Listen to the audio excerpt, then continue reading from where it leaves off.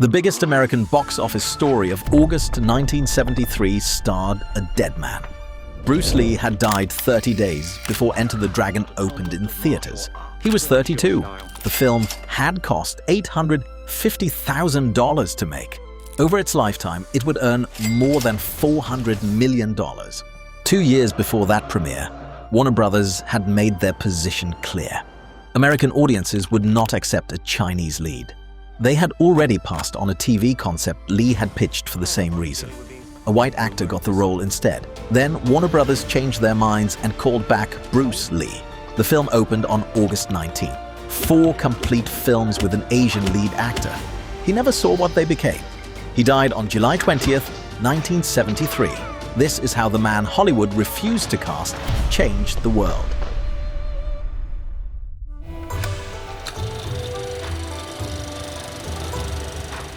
Bruce Lee was born on November 27, 1940 in San Francisco. His father was Lee Hoi Chuen, a Cantonese opera star on tour in America.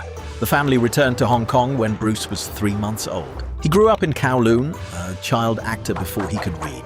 By his teens, he had appeared in roughly 20 Hong Kong films. In 1958, he won the Hong Kong Cha-Cha Championship. That is not the version of the story most people know. The version people know begins with fights. Lee fell in with street gangs in the Kowloon back streets. He was expelled from school. A policeman came to the family home and told his parents their son was headed for serious trouble. In April 1959, at 18, Lee was put on a ship to Seattle. He arrived with a Cha-Cha trophy and 20 film credits nobody there had ever seen. He spoke English with an accent, had almost no money. He knew Kung Fu, and teaching it would have to be enough. 2 years later, he was a philosophy student at the University of Washington. He had paid his own way.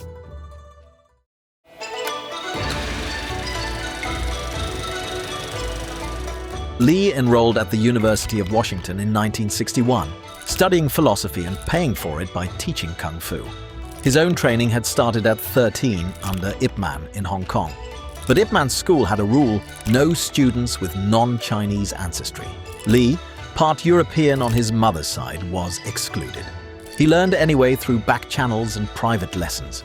By the early 1960s, he was teaching out of a garage in Seattle. He had one rule: anyone could learn. He taught non-Chinese students openly at a time when most Chinese martial artists considered this a betrayal. In August 1964, he demonstrated at a karate tournament in Long Beach, California, a 1-inch punch, push-ups on 2 fingers. A television producer in the crowd watched the footage and made a call. Before that call landed, a Kung Fu master named Wong Jack Man challenged Lee to a private fight in November 1964. Lee won, but the fight exposed a problem. His Wing Chun techniques were too rigid for a real opponent who could adapt. He spent the next 2 years dismantling everything he knew and rebuilding it. The result was Jeet Kune Do, way of the intercepting fist. The concept was simple: use whatever works. Most people think his most famous line came to him in a moment of inspiration. It did not. Be like water, my friend. He scripted it for a 1971 episode of a TV drama called Longstreet, which he wrote himself. The character was teaching a blind man to fight, not improvised wisdom, a writer's choice. The man who became famous for that line had already been refused to the role that should have launched his career.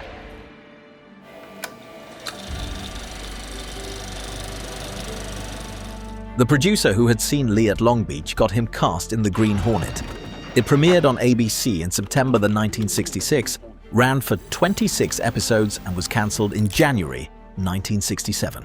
American audiences had not connected with it, but the show aired simultaneously in Hong Kong, where audiences didn't call it The Green Hornet. They called it The Kato Show. The Chinese sidekick was the reason people watched.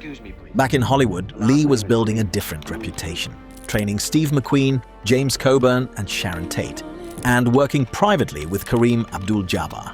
He developed a television concept called The Warrior, about a Chinese monk crossing the American frontier, and took it to Warner Brothers and ABC. They passed. Their stated reason: American audiences would not accept a Chinese lead. His accent was cited. A white actor named David Carradine got the role instead. in a show called Kung Fu, which ran on ABC from 1972 to 1975. Carradine later acknowledged Lee had undoubtedly been cheated. This was not a new position. The industry had been making the same argument for 40 years. Warner Oland, a Swedish-American actor, played the Chinese detective Charlie Chan across more than 50 productions.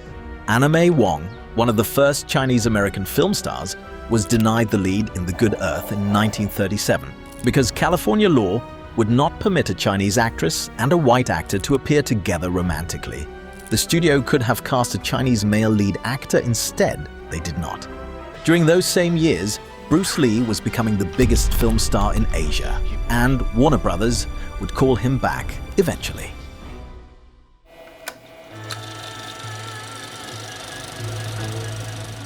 In 1971, Hong Kong producer Raymond Chow approached Lee with an offer. Chow's company, Golden Harvest, was new and small. Shaw Brothers, the established studio, had already offered Lee $2,000 per film, far below the $10,000 he'd asked for. Chow came back with $7,500, his own production company and creative control. Lee signed. The first film was The Big Boss, shot in rural Thailand and released in Hong Kong in October 1971. It earned 3.2 million Hong Kong dollars in its first run, a Hong Kong box office record. Lee broke his own record 4 months later with Fist of Fury, about a martial arts school in Shanghai under Japanese occupation. In one scene, Lee's character destroys a sign reading, "No dogs or Chinese." Audiences stood up and cheered. A third film followed before the end of 1972. Way of the Dragon was different. Lee wrote it, directed it, and starred in it. The climax takes place at the Colosseum in Rome, where Lee's character fights a Western karate champion played by Chuck Norris in his first film role. 3 consecutive box office records, creative control, his own company. Then the call from Warner Brothers came.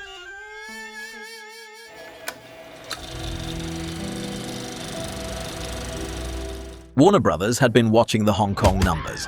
In 1972, they offered Lee a martial arts co-production for American audiences, shot in Hong Kong. Budget? $850,000. The script they sent him was not the film Lee intended to make. He rewrote it, adding dialogue about philosophy and the difference between training and real fighting. The studio wanted the philosophy cut. Lee left the set for 2 weeks. The philosophy stayed. One line survives from that standoff. A student attacks a wooden board during training. Lee stops him. Boards don't hit back. 8 words. The entire argument of Jeet Kune Do in a single exchange. The studio also wanted the film called Blood and Steel. Lee pushed for Enter the Dragon and won that too. The casting was deliberate. Jim Kelly, a black martial artist, was brought in as co-lead. Lee understood the crossover appeal blaxploitation films were pulling. Production finished in early 1973. On May 10th, during a dubbing session in Hong Kong, Lee collapsed. The diagnosis was cerebral edema, swelling of the brain. He was treated, discharged, and told to rest. 10 weeks later, he had another headache.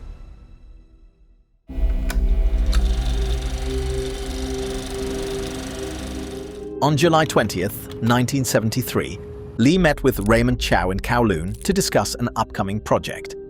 That afternoon, he went to the apartment of actress Betty Ting Pei, complaining of a headache. She gave him a tablet called Equagesic, combining aspirin with a sedative called Meprobamat. Lee lay down to rest before dinner with Chow. He never woke up. Chow arrived and found Lee unconscious. He was taken to Queen Elizabeth Hospital and declared dead on arrival. He was 32. The official cause was cerebral edema. His brain had swollen again, as in May. The coroner ruled death by misadventure. The meprobamate had likely triggered an allergic reaction. The circumstances created immediate scandal. He had been found unconscious in another woman's apartment, and Hong Kong tabloids covered it for weeks. Conspiracy theories arrived quickly. Triad involvement, a death touch from a rival martial artist, a rumored surgery that left him vulnerable to heat. In 2022, Spanish researchers proposed hyponatremia, water intoxication, as the cause. The paper generated coverage, not consensus. Lee had 2 funerals, one in Hong Kong, one in Seattle at Lakeview Cemetery, where Steve McQueen and James Coburn were pallbearers. Enter the Dragon opened in American theaters on August 19, 1973. Lee had been dead for 30 days.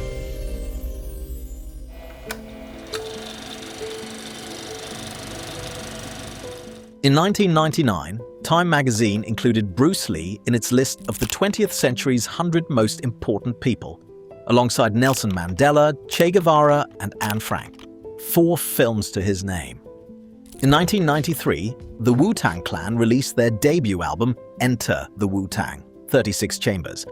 Both the group's name and the albums came from Bruce Lee films. That same year, Street Fighter II added Fei Long, who fought with Lee's stance, vocalizations, and look. Tekken had martial law, Mortal Kombat had Liu Kang. Bruce Lee became the most imitated figure in fighting game history, most of those games made after his death. Dana White has called Lee the father of mixed martial arts. The claim is debatable. His influence is not. Lee's daughter, Shannon Lee, spent 20 years trying to produce her father's original television concept, using a handwritten treatment he'd created before the show was taken from him.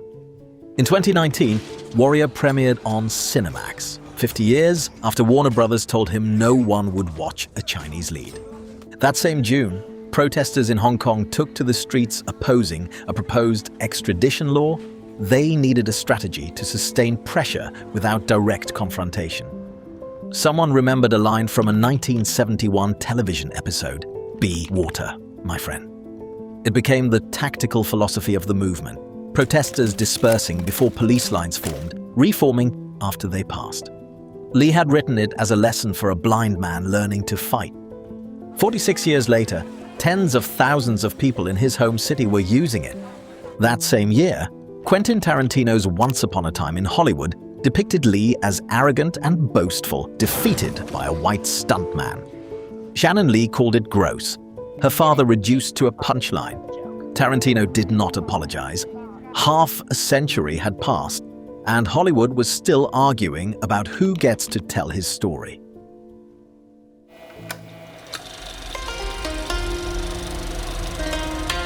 The biggest American box office story of August 1973 starred a dead man. Warner Brothers had told him American audiences would not accept a Chinese lead. He'd heard that argument before from Shaw Brothers and from Hollywood. He went to Hong Kong anyway. 4 complete films as an Asian lead actor. He died at 32. Warner Brothers released the film anyway. Enter the Dragon earned more in its first year than any martial arts film in history, and more than $400 million over its lifetime on an $850,000 budget. The man Hollywood said no one would watch became the most watched Asian actor in the world. He was already gone. A generation of rappers named themselves after his films. A generation of fighters built their philosophy from his. A generation of protesters used his words as their battle cry. His daughter fought 20 years to make the show he was never allowed to make, and she did. He had said, "Be water, my friend," in 1971. Nobody understood yet what it meant. The argument he started did not end when he died, or when his daughter's show finally aired. Shannon Lee was still fighting it in 2019. Hollywood told Bruce Lee the world would not accept a Chinese lead. He made 4 films 32 years old. The world still watching. Bruce Lee turned down Shaw Brothers over a gap worth $65,000 in today's money and walked to Golden Harvest instead. Watch the full story of the film factory he rejected. The studio that invented Kung Fu cinema ran 12 sound stages simultaneously, completed a feature every 9 days, and lost the biggest star in Asian cinema history over a negotiation that took less than an hour. Watch The Studio That Invented Kung Fu Cinema. And if you want to support us, then please subscribe to the channel. It supports us a ton. See you in the next video.